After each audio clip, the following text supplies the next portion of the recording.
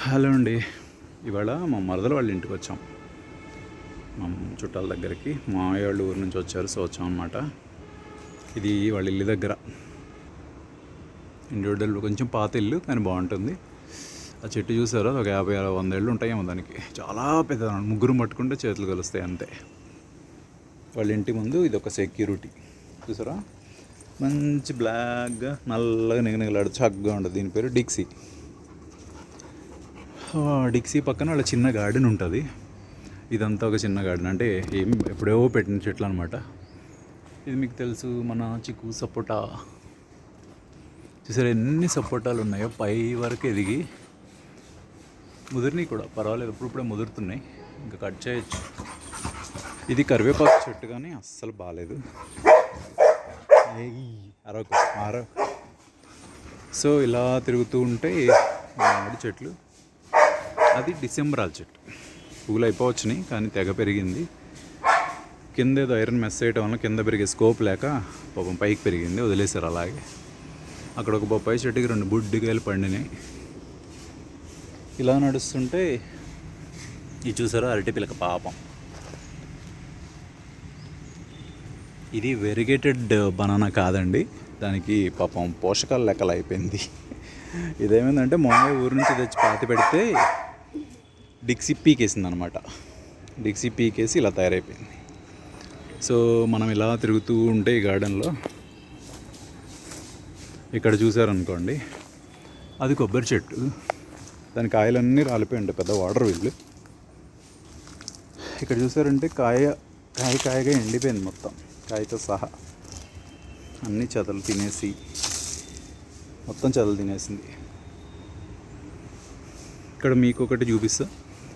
మనం ఎప్పుడన్నా ఎంత పోషకాలు ఇచ్చి ఏం చెట్టు పెట్టినా ఇంతలా పెరుగుతుందో చెప్పండి. అది చూసారా, జస్ట్ గోడలో మొలిసి 2 ఇయర్స్లో అంత అయింది. అది గోడను పగలగొడుతూ బలంగా అనమాట, ఆ రూట్స్ గాలిలోనే ఉన్నాయి. అదే మనం పెడితే అది కుంగి కృషించి వస్తుంది కానీ పెరగదు, కానీ గాలికి అలా పెరుగుతుంది.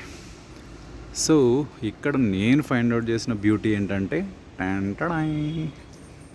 ఆ వాల్ క్రాక్స్లో చూసారా, what a lovely wild fern అండి. ఇది ఎక్కడ పడితే అక్కడ ఉంటుంది. నేను అంతకుముందు కూడా 2-3 సార్లు వేరే చోటు నుంచి తెచ్చి పెట్టాను, కానీ సక్సెస్ అవ్వలేదు. బట్ ఈసారి కొత్త టెక్నిక్స్తో తయారు చేసి పెంచుదామని డిసైడ్ అయ్యాను. చూసారా ఎంత నీట్గా స్టిక్ అయ్యి ఎంత బలంగా ఉందో చూడండి అసలు. సో ఇంత ముదురుది కాబట్టి తీసుకెళ్ళచ్చు అనుకుంటున్నా. ఒక చిన్న ఒక 4 ఉంచేసి ఇలా హెల్దీగా ఉన్నాయి. చూసారా, సీ ద సైజ్ ఎంత బలంగా, ఎంత బాగుందంటే. అక్కడ ఒక మినిమం మాయిశ్చర్ అంతే వాటికి ఉంది. ఈ మాయిశ్చర్ తగ్గించడం కొంచెం ఎండిపోతూ ఉన్నాయి. ఇదిగోండి, నాకు ఇలా క్లీన్ చేయడం ఇష్టం. అప్పుడు దాని బ్యూటీ పెరుగుతుంది అన్నమాట. సో చూసారా ఎంత బలంగా ఉందో గోడల్లో. సో మనం ఇవాళ ఇవన్నీ పీక్కుపోవాలి. ఒక 4-5 ఉంచేస్తాను చిన్నవి, ఎందుకంటే మళ్ళీ పెరుగుతాయి నెక్స్ట్ సీజన్కి.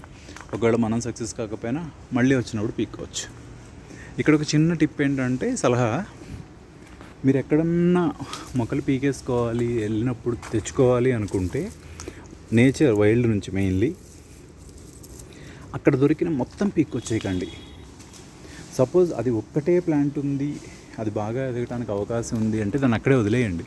అలా కాకుండా 1-2-3 ఉన్నాయి అంటే ఒకటి వదిలేసి 2 తెచ్చుకోండి. అట్లీస్ట్ ఒకటన్నా తెచ్చుకోండి, 2 వదిలేయండి.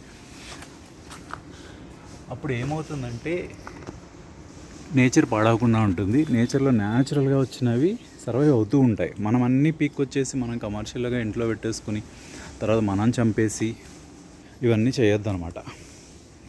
ఎందుకంటే ఎక్కడి నుంచి అయినా, సపోజ్ మీరు ఎవరింటికన్నా వెళ్ళినప్పుడైనా వాళ్ళ దగ్గర ఒకటే మొక్క ఉంది అంటే వాళ్ళని అడగద్దు. వాళ్ళ దగ్గర ఒక 4-5 మొక్కలు ఉన్నాయంటే తెచ్చుకోండి. అది కూడా ఒకటి అడిగి, వాళ్ళని అడిగి పద్ధతిగా వాళ్ళు ఇచ్చిన మొక్క తెచ్చుకోండి. అంతేగాని ఇది హెల్తీగా ఉంది దీన్ని నాకు ఇవ్వండి అని డిమాండ్ చేసి తెచ్చుకోవద్దు. అలాగే ఇలా వైల్డ్ నుంచి తెచ్చినప్పుడు, ఇది వైల్డ్ అని కాదు కానీ ఇది వైల్డే, వాళ్ళ గోడలో న్యాచురల్గా మలిసినాయి. సో అది అక్కడ సర్వైవ్ అవుతుంది కాబట్టి వాటిని వదిలేయండి. 1-2 మీరు తెచ్చుకొని పోషించుకోవాలి. మనం పెంచడానికి ట్రై చేయాలి. అంతేగాని ఇప్పుడు మొత్తం అక్కడ ఉన్నాయన్నీ వెళ్ళిపోతే విత్తనం పోతుంది, అక్కడ మళ్ళీ గ్రోత్ అవ్వడానికి ఉండదన్నమాట. ఇదంటే ఇళ్ళల్లో కాబట్టి ఇట్స్ ఓకే, ఇళ్ళని తీసేయచ్చు ఫ్యూచర్లో గోడ పాడవుతుందని.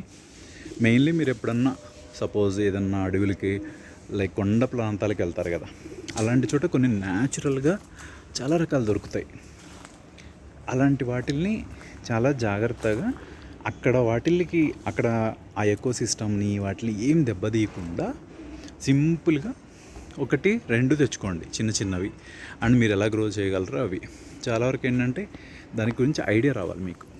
అక్కడ ఆ ప్లాంట్ ఎలా ఉంది, అది మనం తీసుకెళ్తే బతకగలుగుతుందా లేదా, మీకు ఎంత హోప్ ఉంది దాన్ని పెంచడానికి. ఒక 80% ఉంటే ఖచ్చితంగా తేండి, 50% ఉంటే ఒకటి వదిలేసి ఒకటి తేండి. ఒక 20-30% ఉంటే తేవద్దు.